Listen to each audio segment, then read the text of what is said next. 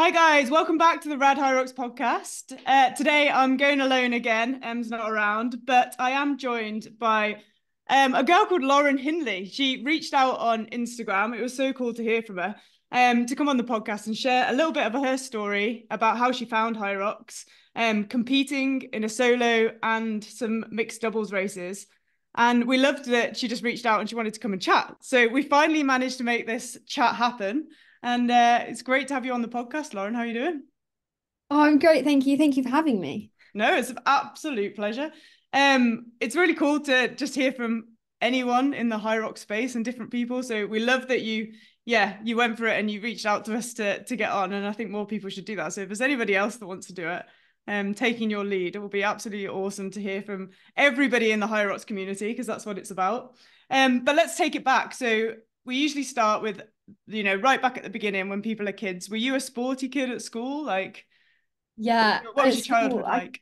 yeah, 100%. I threw myself kind of into any sport. Like, I didn't really mind what it was, kind of just gave it all a go.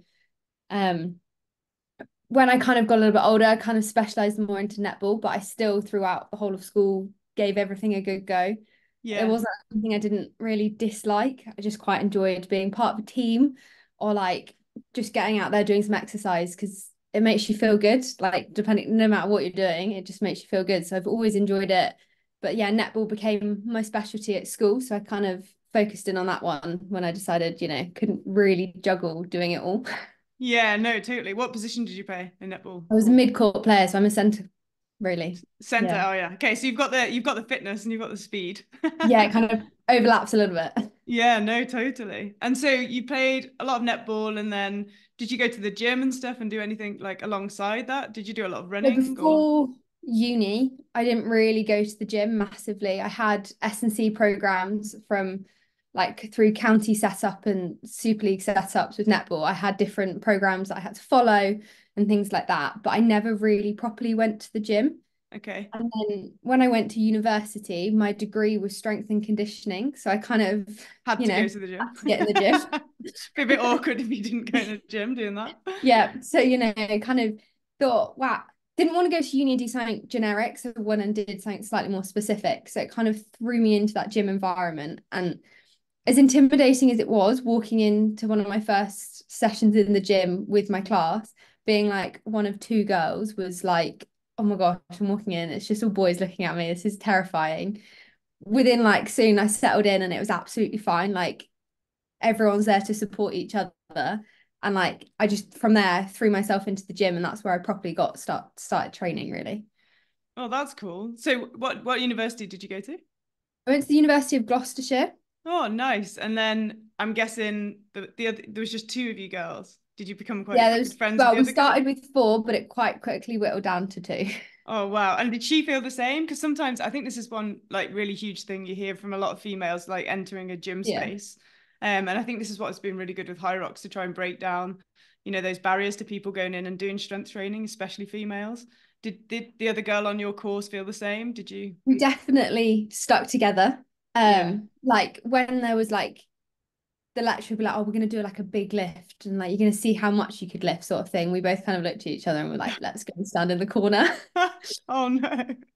But like towards the end and like our third year, the boys became so much more supportive. Like they realized their big loud lads approach was kind of like, oh, that's terrifying to us. But actually, when we realized they just wanted to support you, they weren't Mm. actually judging you for what you could and couldn't lift. They were just supporting you, and that noise wasn't them just being lads; it was them actually supporting you. So we stuck together, but like they definitely got to know us a little bit more and learn how we wanted them to like support us rather than just making a load of noise. Oh, I mean, and that's quite cool, isn't it? Because if there wasn't females on the course and it was just all Yeah. guys, they'd probably never have got that appreciation of like how you girls felt being in that Yeah. situation. No, that's awesome. And so from there, then obviously you've got your background with, did you do much running? You obviously did some running for netball or not really? Did Just a little bit, but I used to hate running. okay. Like my dad and my brothers have always like, gone on a run and done all of that sort of thing. And I was like, no, not really my thing. I went and did a few sessions, but I absolutely hated running when I first started it. Now I actually really enjoy it, but I used to absolutely hate it. Okay, fair. And did you only start running for High Rocks then, or did you start running before pretty High Rocks? much. Okay, cool. So where's the transition from netballer, being a strength and conditioning like coach on your uni Yeah. course, to finding High Rocks? So I think one day I was kind of just scrolling on TikTok Oh, and fair. like High Rocks came up and I was like, oh, that looks quite cool. So I sent it to my boyfriend who's like, he's a PT, like gym nuts sort of thing, so, sort of drags me along most of the time. And I was like, I think we should try this thing. It looks really cool. So from there, we kind of looked at it and was like, do you know what? If we can start like training that way, like a little bit, like get Mm. into running and stuff like that, maybe we should give it a go. So he kind of took the lead on a little bit of our training, Yeah. telling And me did what he to did do. he did he run as well? Did he run before or not really? So his kind of background similar to me, he was sporty but played rugby, so slightly different. Okay, cool. So we kind of both went on like we did 5Ks and like that was about it. Yeah. But obviously for rocks it's 8K and like your longer distance running is what actually helps you. So we slowly, gradually like increase the distances and we're going on like 10Ks at the weekends. So it was quite nice to like start my running journey with someone else rather than going out and just running the streets because it's quite boring doing it yourself. Yeah, totally. So did you do mostly running together, you guys? Did you join any running clubs or anything, or just you two pounding? Pretty much just us two because it's kind of started out just after COVID sort of thing. Yeah. So there wasn't much like running Much clubs going on. around. Yeah. No social life. No. Being at uni during COVID's a hard time. So, Oh man, I bet that's not, yeah, it's not great, is it? no. So kind of just went out and did it ourselves. Occasionally went on a run with like our friends and things like that. So, and it complemented like our rugby and our netball. So it kind of worked well. Okay, fair. So what at this point, what were you do? Were you still playing rugby and netball, or that died down a bit because of COVID, or? So because of COVID, obviously everything died down a little bit. But being at uni, we were quite lucky because we were like obviously in our like bubbles of Okay. our classes, you could do some netball training. So we could go and do the fitness side of it and skills, but you couldn't necessarily pass a netball around. So it's a bit weird, like, you know, Kind of stalls the game of netball, doesn't it? If you can't pass it to just a each little other. bit. So we still had it like going on the side and stuff like that. But being able to go into a gym and like just train and pick up some weights was so much easier because Hmm. you could do those sorts of things rather than actually playing with a group of people. Oh no, definitely. Okay, cool. So that's when you started to find it. So what was your first High Rocks race? Which one did you enter First High first? Rocks was Olympia back in 2023, so it's not that long ago. Yeah. But we kind of saw it, and it was at the point where you could kind of, in the lead up, click on the website and actually buy a ticket. Yeah, I know. Like, It's gone mental since then, hasn't it? It's just yeah, crazy. so we literally just went on the website and was like, oh, let's, you know, it's near my home sort of thing. Like we can travel up during the day and let's give it a go. Like what's the worst that can happen sort of thing. So And signed did you up. enter as mixed doubles? Was this a mixed doubles? Yeah. Yeah, mixed doubles, which do you know what? Having now done a solo, I way prefer doing it as doubles just because it's way more fun. Like you've Yeah, got you've someone got else going around the course with you and stuff like that. So yeah, first one was Olympia, which was nuts. yeah, it's a crazy venue, isn't it? It's an amazing venue. So what were your thoughts when you walked into like your first High Rocks? Like so anyone that's never done a High Rocks before, which I think this is like really good to like talk about, what would your like do you remember how you felt, and do you remember like your build up to it, your training, like maybe even just like what do you need to get ready, what do you need to take, where do you go to register? Like talk us through a bit of that about how you felt. So in the lead up kind of thing, training never really changed. It was we'll do gym sessions and we'll do some running sessions in between. We went and pre-registered up at the Puma store. Cool.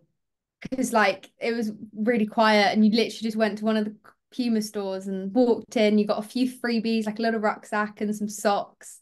So Everyone it's loves a quite cool. freebie. Yeah, exactly. Exactly, you know. So like we fully like immersed ourselves in the process because we're like, oh, we could just sign up on like register on the day, but you know, let's, you know, lengthen the process out and, you know, go up and do the full early registration. But walking in the venue on the day was absolutely insane. I remember walking in and just being like, wow, like, because we were in the afternoon. So I didn't think we didn't start till about 5 o'clock. So we were up there like at 3-ish. And we thought, oh, it might, be quieter, died down. But no, like the atmosphere when you walked in was absolutely insane. And it was almost a bit like breathtaking, like, whoa, because you don't know what you're walking into. Yeah, But fair. it was like an insane atmosphere. Like you've got people walking around and you're like, Jesus Christ, I'm racing against those sorts of people. Like their muscles are nuts and things like that. So it was like completely walking into the unknown of what, and it was just like insane. And straight away I was addicted to the atmosphere. So Yeah, it's got a good like wow factor, hasn't it, when you walk in with like the yeah. music and the arena and just like yeah, it builds it for sure. And did you guys have matching outfits? Did you get that memo that you needed matching outfits No, we or? didn't have matching outfits. Still don't have matching outfits when we compete now.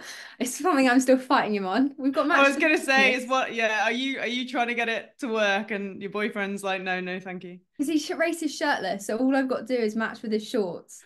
So it's a bit boring. But we got matching trainers. So for our one of our last Oh, are events, you he getting got a there? pair of trainers. So I'm slowly wearing him down. Yeah, yeah, fair.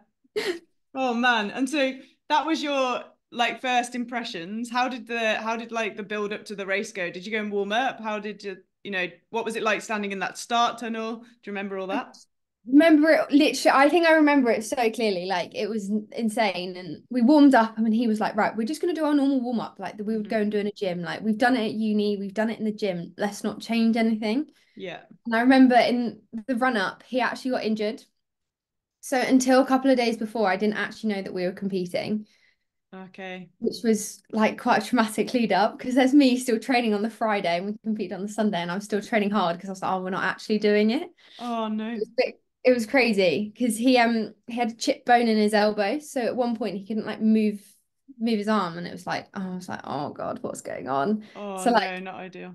we'd gone into the event thinking like, oh, I can like as all he's got to do is run with me. The rest of it I can kind of try and Yeah, do because it myself. because it's Like, doubles, yeah, at least you don't have to do everything yourself. So if you were struggling with something, you could take a bit more of it. Yeah, yeah, so totally. like he was like, we're just gonna stay calm and see how it goes, sort of thing. We're warming up and I'm going, how's your elbow? How's your elbow? He's like, no, it's fine, it's Are you fine. okay? Can you push the sled?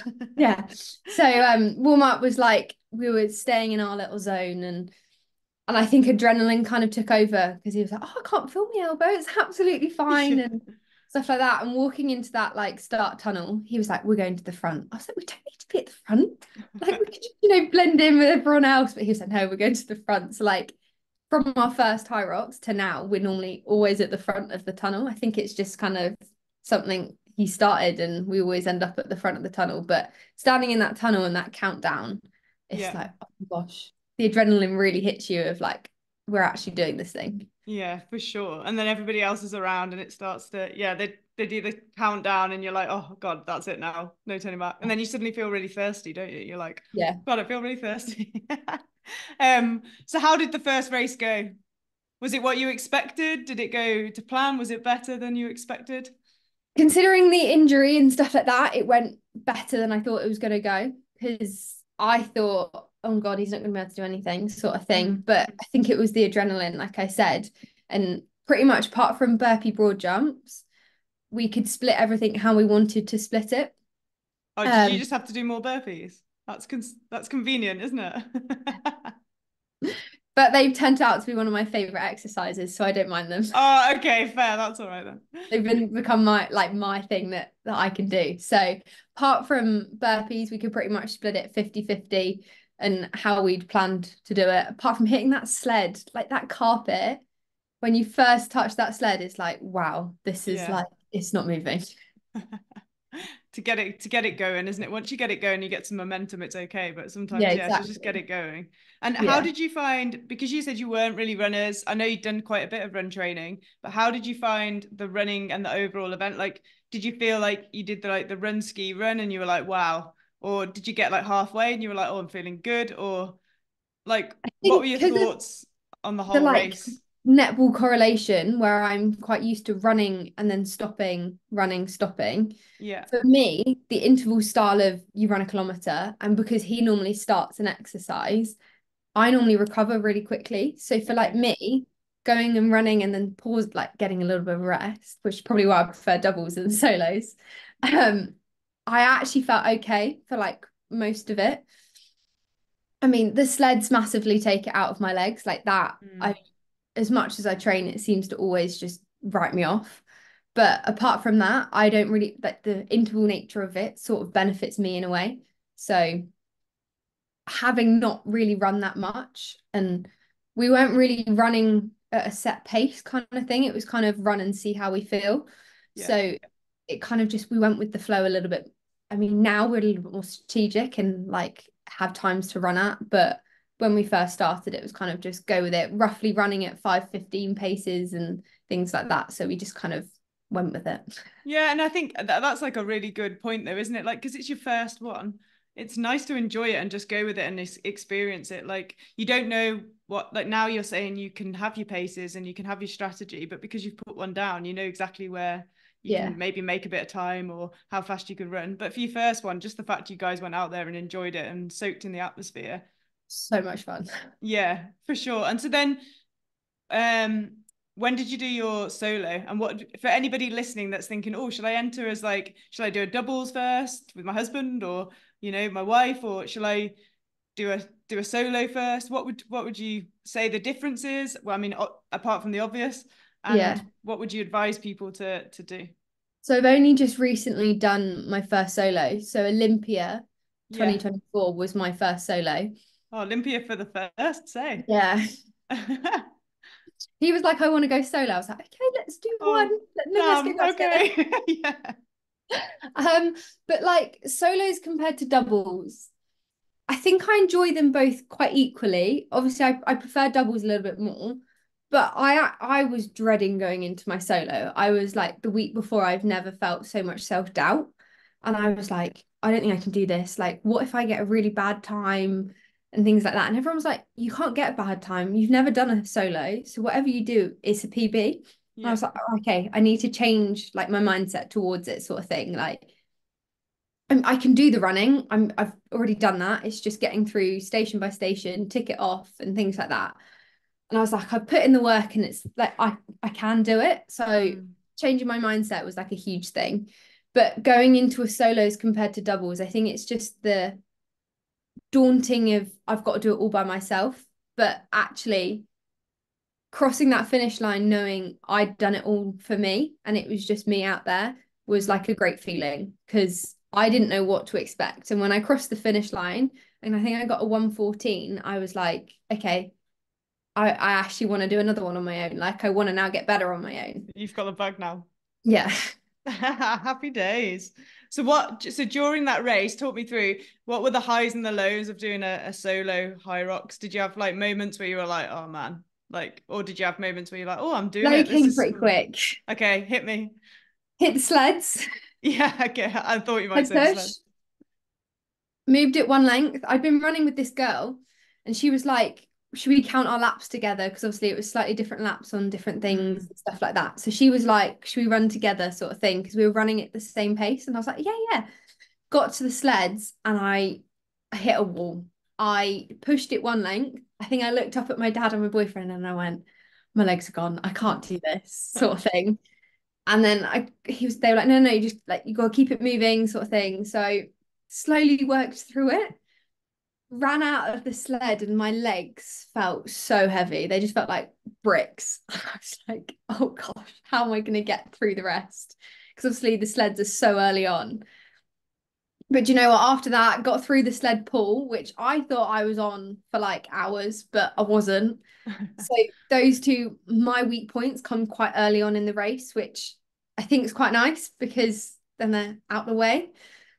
And then obviously I went on to the burpees, which for me is like my favorite thing. I'm not sure why it's my favorite thing, but I seem to go into this like mindset of I'm off. And I Okay. think I pick people, I like see people ahead of me. And then I'm like, that's my target. So I kind of pick people off as I go. And I somehow got like really good time on those. So my low point and my high points came quite close together because you see most people on the burpees and they're like dying on the floor or like they're standing there struggling. And like, that's my thing. I'm like, after the burpees, I can start racing. So my low point came really early. My high point then came a little bit straight after. And then the rest was, you just got to get in and get this done, like grind it Yeah. out. And I got to like farmers carries and I've never ever gone unbroken. And it wasn't the nicest at Olympia that you went all the way up. Like there's that really long one and then two short ones. Yeah. And for some reason, I'm not sure what happened. My training must have been working, but I went completely unbroken. And I was like, Amazing. you know what? I've got this. And then like that spurred me on to get through to the end. And I had a really nice judge on wall balls. Did you have the Um, new wall? It was the new, was it didn't this have year? one, No, no. you didn't Yeah. have the new wall ball car. No, I didn't get one. I wasn't like far enough up the thingy. I was about halfway down, but I had Okay. a really nice judge. And like, I think I did my first set at like 20. And he was like, we're going to do sets of 20 and you're just going to get through this as quickly as possible, sort of thing. So he counted me through like each set, sort of thing. So it didn't really feel like this daunting task of which wall balls normally feels like at the Yeah, end. yeah. And I think he could hear behind me, like my parents saying the time. And he was like, you've got to get this done in 30 seconds and things like that. So he was really motivational. That's And amazing. he then did a post on like Facebook saying like I've had an amazing time at Olympia. And I was like, oh, thank you so much for being my wall ball judge. So like it was really nice to then like connect with him afterwards to say thank you. Because like you kind of run off from wall balls and never see Yeah, them as again. fast as you can, you're like, get out there. Yeah. Cheers for your hate. Cheers for your help, mate. But I'm I'm off. off up the ramp. Yeah. I But mean, yeah, the it was, volunteers are just incredible, aren't they? Like the judges and everyone that gives up their yeah, time to actually make it happen. You do have to remember that they are there to like, exactly. they're giving you the encouragement and they're doing long days. They are. I So volunteered once and it's a long, long shift. yeah, it's a fair play to anybody that goes and volunteers. And it's nice that you spent the time to go and say thank you after and that you Yeah. could reconnect. Yeah, it was really, yeah. So high points and low points came at different points, but my lowest was that sled. I remember going, I don't think I can do this. But you did, which is like, and It's, it's that whole thing of just keep moving, isn't it? And yeah, was just this got was this going. an open or a pro, Lauren, that you did? Just open. Open, I okay, want to cool. I want to jump to pro, but not quite yet. Yeah, once you get like it's the right way to do it though, isn't it? Because then you can start to like train and move forward. And I guess once you get more confident on the sleds and you feel like, okay, I've got this, that's the Yeah. time for you to go. But you will be doing pro weights in your like women's pro weights in the Yeah. mixed doubles anyway, won't you? So it's Yeah. quite good to do a bit of both, isn't it? I guess. Yeah, massively. Like training for my solos has massively helped like our doubles. Mm. Massively. So yeah. Yeah. Oh no, that's awesome. That's really cool. So talk to us a bit about your training. When did you, I know you're with the Hogans now, Team Hogan. When did you jump over and start to train with them as opposed to you guys doing your own training? When did that happen? So after uni, I kind of moved back home and he was in a different place. So I was kind of training on my own for a year, sort of Okay. thing. So it was very lonely and like as much as I could plan a session for someone, planning your own session and then actually doing it is quite hard.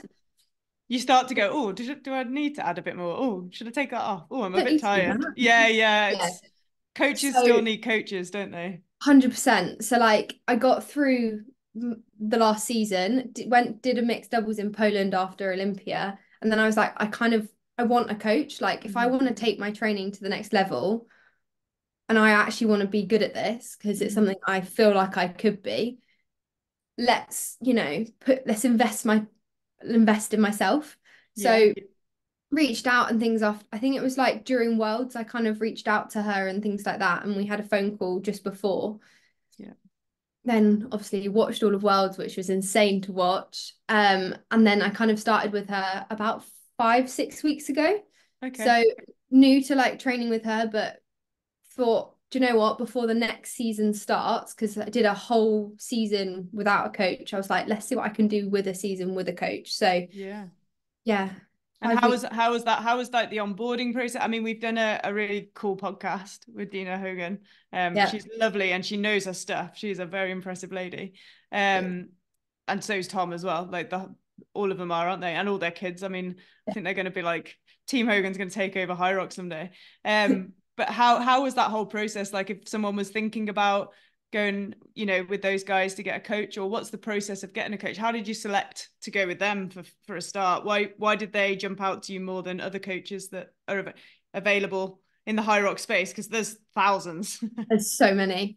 I think for me, like having like another female, because I feel Yeah. like there's nothing wrong with male coaches, and I wouldn't say I wouldn't ever not go with a male coach, but she you kind of understand each other a little bit more. Of Yeah, if I send agreed. her a text going, oh, I found that really hard, she's really good at bouncing back and saying something. Or Yeah, I mean, I sent her a text once saying, are you trying to kill me in my first week? And then she posted on Instagram going, this is what Team Hogan's I about. saw that. Yeah, yeah. So like you've got that bit of both of that, no, you can do it, but also that like banter and that other side of it, which is pushing you. And like her sessions that she programs, I mean, some of them are brutal. I look at them and I'm like, I don't want to go to the gym. But within my 5 weeks with her, like I've improved already. Like on Saturday, I hit a PB on my 5K, which I've never hit before. So like something must be working. Yeah, for So sure. I'm getting quicker, and like onboarding with Team Hogan was super easy. And when I went to Poland to compete for mixed doubles, there was people who were on our flight out who were like, oh, they've got Hyrox rucksacks. And then on the plane on the way back, they were on the plane as well, and our flight was delayed. So we ended up like chatting to them and things like that. And they were with Team Hogan, and like I wasn't like at that point necessarily looking for someone, but like they were talking about their coach and things like that. So then I did a little bit of research, and obviously they've got quite a good track record. And I just reached out on Instagram and messaged her and was like, could you tell me a little bit more about your coaching and what it entails? And she just was like, oh, let's arrange a phone call. And we just had a really easy chat, and she just told me things. And then she was like, just let me know, message me on WhatsApp, here's my number. Oh, And amazing. there. So it was And really then easy. 5 weeks down, and you're still smiling. You Yeah, still PB'd your smiling. 5K, and yeah, you're ready to go. So Yeah. what are you talking and looking ahead to the next Mhm. year, 2 years, 10 years? Like you've obviously got the Hyrox Berg. What are your ambitions? What are your targets? Do you want to put them out there or Well, I keep saying it. I really want to go to Worlds. okay? Yeah, happy days. I want to first off, I want to like hit more podiums.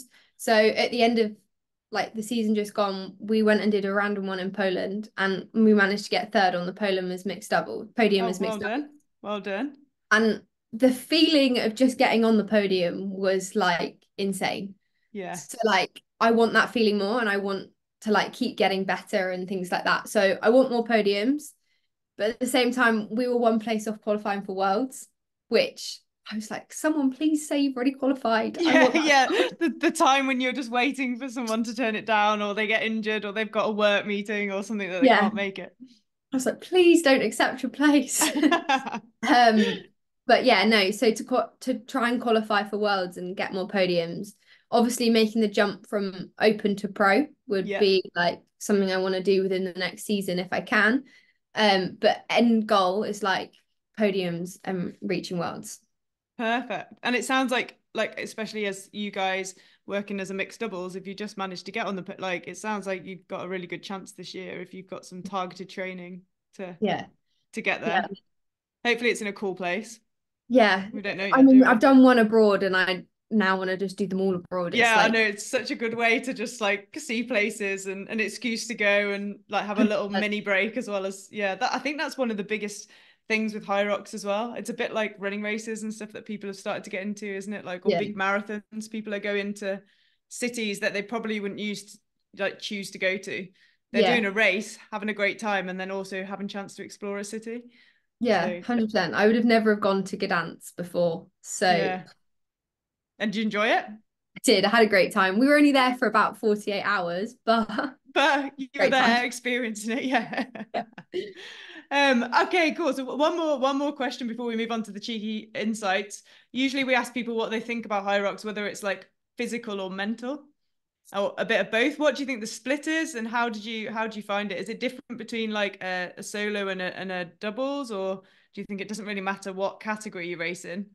It's the I same think, race, well, so I sat and discussed this with my dad because my dad, I've managed to hook him as well. And I was like, what do you think? Like, is it mental? Is it physical? But then when I actually thought about it, I was like, for me, I think it's a bit of both. But like doubles for me is definitely more physical because it's okay. where I have to like push myself on the runs because my partner's faster than me. So I have to push myself. So it's definitely more physical.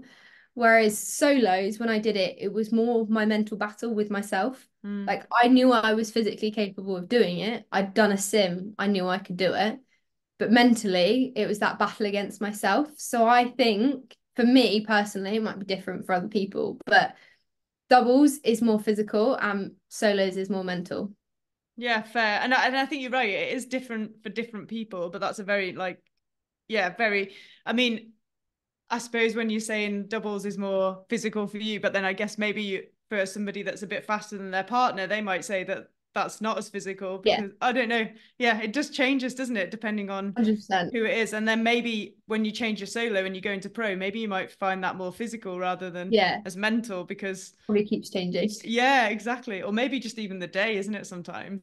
Yeah, It's such an interesting one though, isn't it? Like whether you have the physical battle, the mental battle. And I think maybe doing things like a simulation beforehand, you went yeah, in. So whilst you did have some like mental battles during your solo, you yeah, also knew you could do it, yeah, which was a big mental win, really. yeah, So it probably did keep you going, yeah, knowing you could like get to the end, but you were just having a bit of a struggle, like on certain aspects, until you got to something like the burpees, I guess. yeah.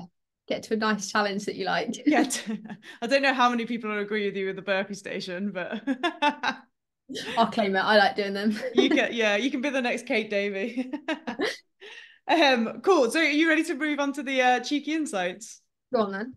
All right, happy days. So number one, what shoes do you wear to race high rocks? Human Nitro Deviate 2s. And have you worn those all the time? Our first race, we did it in our Nike Metcons. Oh, mental. Yeah. The running was a Like, bit never sore and again. that, yeah, fair. I know a few people that have done that at the beginning. I think, yeah, not there's too much running for those bad boys, isn't there? Yeah, it was a bad choice. Well, at least we've got that out there in case anybody else is Yeah, thinking of wearing them. don't do Um, it. what about your number two? What's your favorite high rocks venue? Definitely the one I did in Gdansk in Poland. The track was almost circular, so it was almost like an actual running track rather than Oh like wow, Olympia going here, Olympia's there, and just everywhere. windy, isn't it? But I definitely like to go and do Berlin. That looked insane. The The one, Tempelhof one that was yeah, outside, yeah, completely. I think that will get sold out if they do it again next year, which I think hopefully they will because yeah, it was so popular. It's going to get sold out so quickly, yeah, isn't it? that'd be gone.